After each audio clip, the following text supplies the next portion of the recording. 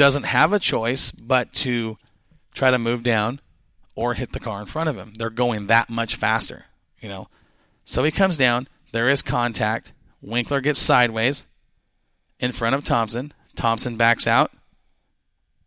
This is what I saw. I'm telling you my perspective. This is getting good because I'm trying to take this step by step through my mind what I saw from the Moxie Tower. Okay. As they make contact, Winkler's car turns sideways. Okay. This is just past the apex, kind of in between the apex and the exit of turn 4. Okay.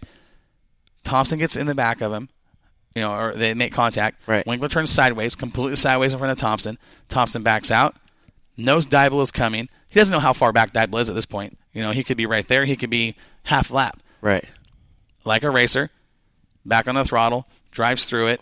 Winkler straightens the car out, and caution comes out. Okay. This is where everybody's perspective is different. Okay. Some will say Winkler came down on Thompson. Some will say Thompson drove into him. Okay. I did see Thompson lift. Thompson made no attempt to take him out, period. And I think Brian will tell you that. I think Brian knows that. Okay. Brian, busy in the cockpit trying to save the car himself. These guys are racing. Oh, yeah, absolutely. And how do I word this? Caution comes out. Under caution, the decision was made.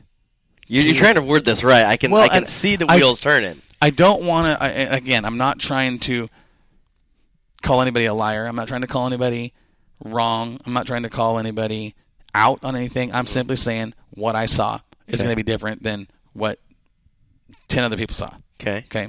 So, caution comes out. Now, going back to that old rule of when a guy is at the door, is that your spot? Right. Okay. If you can see this rule of thumb, racer's rule of thumb, is that if you as a driver can look to your left and you can see the front of that car, that's inside car's lane. That means they're door to door. That's their line. That's the way that I've always interpreted that rule, because that's the way it's always been. That's racer's knowledge from from chariot days. Come on. Given the situation, I don't think Winkler had any other possibility of doing anything other than coming down. And Thompson. What about slowing down? Well, if he slows down, he's just giving him the spot. And racers aren't just going to give him the spot. No, and that's true. And in the heat of the battle, things happen. Especially with 3 laps to go. And I'm not saying either driver's wrong in this situation, and I'll tell you why I say that after this conversation is done. Okay, so contact, spin, caution comes out. Thompson's out front, Winkler's back. Well, the decision was made to put Winkler to the second spot, but here's where I'm confused. Thompson in the 44T was sent to the back of the pack. Well, back to third. No, to the back of the pack. Back to third. That's where he should have been, third car in line. Hold on, let me get this straight. See, now this is where I am confused. Okay, so let me get this straight, because sometimes I'm We're on lap 47 of a 50-lap race. Okay, so sometimes I'm a little bit slow. Maybe sometimes because I'm new, right? So we're getting this is that 3 laps to go. Thompson is trying to lap the third place guy. Correct. Everybody else behind him has been lapped. Correct. Some of them 2 laps down, some of them 3. Well, this gets even better. So with that said, the third place guy spins, regardless how or whatever, spins. Well, there was contact. There was contact between him and the leader. Okay, well, so he spins, leader touches, they touch, or whatever like that.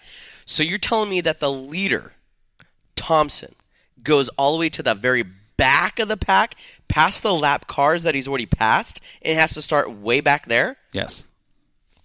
Who made this call? All I know is I think he should have been sent to the third car in line. Yeah, you go back to the last car in the lead lap. That's my interpretation. You don't go back to the back of the pack. Right. If you've already lapped somebody, they don't get all that position and stuff back. You don't battle from the very, very back of the pack to try it. That's where California restart, right? With 3 laps to go, you'll go green, white, checkered. Did single file restart. You'll go single file restart. We did a single file restart. Okay, well that's odd too, but okay. So let's go to this. So single file restart. First, second, third should have been someone, Winkler, Thompson. Should have been the leader, Mm-hmm. which was now the 74 of Dan Dybel. Then it should have been the 88 of Winkler. Then it should have been the 44. Literally third. He should have been third Yes. with 3 laps to go. Yes. Why was This this? is where I'm confused. Hold on. Listen. This is where. Do you understand There's why? no confusion. Okay, but there is because of what happened. Okay, now listen. I'm not a track official. You're not a track official. We don't make calls. I'm trying to True. understand. I'm trying to understand this call. I don't know why he was sent to the back of the pack. That was what everybody has been sending me messages about. That's the reason why you've seen all these messages coming into the Moxie. Yeah, because Facebook page. ladies and gentlemen, if you notice or whatever like that, and reason why I'm sitting there saying yes and no is because the messages and stuff for like Willamette Speedway are titled "Hey Corey," or the messages and stuff for me are saying "Hey Josh," or know who's coming from what track based Yeah. upon who they are, or what the subject matter is. Okay. So now, and this is kind of why I saved this for the air, because I wanted to get an honest opinion of what you thought. Okay. You were asking me during the week, hey, what's going on? What's the big controversy? What are all these messages? I mean, we've got a few thousand people that are following Moxie that are watching this, and I was, we'll talk about it. I want your honest, and this is why I like our show, because we'll give you our honest opinion. I'll give you the honest opinion. Well, right, and I wanted to get that for you on the air because I knew, because it's a confusing situation. It's something that I don't think I have seen. I don't think it's confusing at all. I think. Well, but it is given the situation because by rule he should have been the last car in the lead lap, third place car in line. Anytime, anywhere in America, you do not.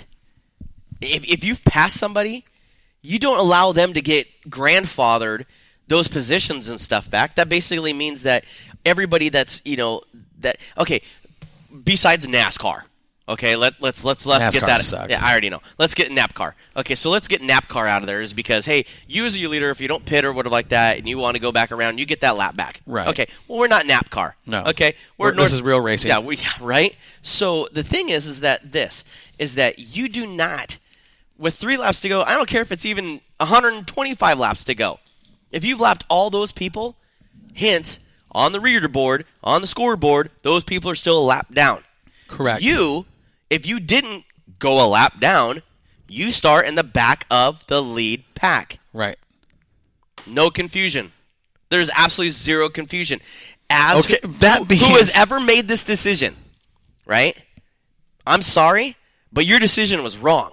Because you do not send a leader that's leading a race, regardless how many laps down or how many laps put in, to the back of the pack of 13 cars with 3 laps to go or with 150 laps to go. You put them back to where if there's 5 cars on the lead lap, he goes back to 5th. Right. Or if all 13 cars, then you go back to 13? You go back to 13. Right. Regardless how many laps. Now that's how I've always interpreted that rule. Now this is something I haven't seen before. This is something that I got you all fired up. This is why I saved this conversation for the program. Okay, settle down. I know you're a little fired up. But okay, so that was the biggest confusion. I mean, the decision is the decision. I've got nothing to do with that. Right, wrong, or indifferent. My opinion doesn't matter on this deal. We're simply the announcers. Right. Okay. But that's where, as the announcer, knowing that he should have been the 3rd car in line on the lead lap, that's where my confusion comes in. Why was he put to the tail end? That's what didn't make sense to me. Now, I'm not going to throw anybody under the bus. I'm not saying any names who made that decision. I don't know. I don't know who, if that was made from this person or a collaboration of 2 people or it was talked about. I don't know. Okay? That's not what I'm here to talk about. I'm here to talk about the situation. Talk about the situation, yeah. I mean, that's the whole thing. I would realistically care less who made it. It doesn't matter. I'm not trying to throw anybody. Yeah, it's the purpose of it was made. Now, if this is going to be informative enough to get back to whoever made that decision, and go, hey, look, okay, I screwed up. Hey, it's a mistake, or whatever the case is. Then you made a mistake. Everybody makes a mistake. I mean, I make a mistake probably 10,000 times when I'm up there announcing. I can't announce somebody's name right, or whatever the case is, or right. or just do something stupid. Apparently, talk too much, whatever the case is, or talk too loud, or whatever. I mean, but yeah, now you got me all. So this is the deal. Is there was an incident and stuff like that, and I'm not going to say what track or whatever it was, but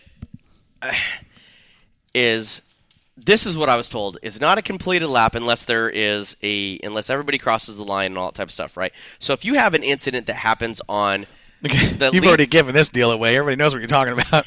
No, they don't. But no, they don't. But I agree with you on this because that was completely, absolutely, 100% in every aspect. The situation you're about to bring up is absolutely, completely wrong. Period.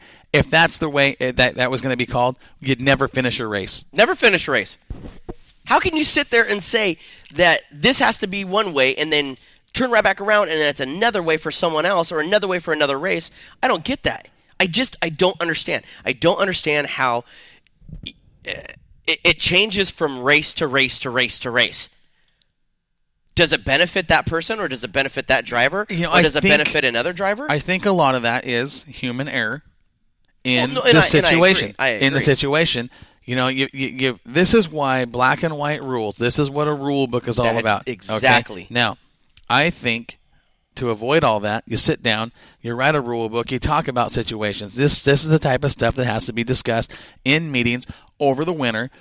I don't care what organization, what sanctioning body, what individual track and staff you have. This is something that needs to be discussed. And that's the reason why when I told you that I was having that I'm going to try to have Bob McCord, our tech official, on for next season's rule book deal because he's wanting to sit there and change some stuff to benefit. Now, make sure you guys understand that. Benefit the racing at Sunset Speedway. Not saying that it's bad. Not saying that it has any issues. No, you got great racing there, but you've got to have hard rules. You've got to have it in black and white. You have to have, and this is where the confusion comes, you have to have a definition of each rule. Right. And just like anybody else sort of like that, I'm gonna look at a rule book and go, oh, well, there's a gray area. And I'm going to do it until somebody either catches me or whatever the case is. That's how rules are. I mean, people are going to sit there. But if you hold that meeting that we were talking about, if you hold that meeting, you get everybody together as a body, as a community in racing. Right. You discuss this situation. This is what This is what happened. This is what we're going to do. Here's the solution to that. Okay. This is why. We've talked about it off the air. I don't care how good you are as a track official, as a race director, as a flagman, especially in the flag box, you need to have two people. Number one, for decision making, for safety. Safety is the biggest thing, yeah. And two is decision making. Well, and see, that's the thing too, is that's where it gets hard. I give a ton of credit to Justin, our flagger, absolutely, and Wendy, our scorer, because she's up there with Lori. Lori writes down, the finishing orders and everything else, but Wendy literally has to do a job split-second time. Well, and that's a flagman's job too. And that's now we're talking perspective, right? And this is where it gets into is that Justin up there is our race director. Okay, is that if something happens on the track or whatever, is that he'll discuss it with an official on the backstretch, and then he'll discuss it with Wendy to try to figure out, say if there's an incident over turn number 4 or whatever the case, who is involved, what go back to the last completed lap, who is this, to try to figure out where where they line back up. Okay, stop right there. This is big. This is it's an opinion, but it's a big one that I hold. Mm-hmm. Flagmen should not be race directors. Announcers should not be race directors.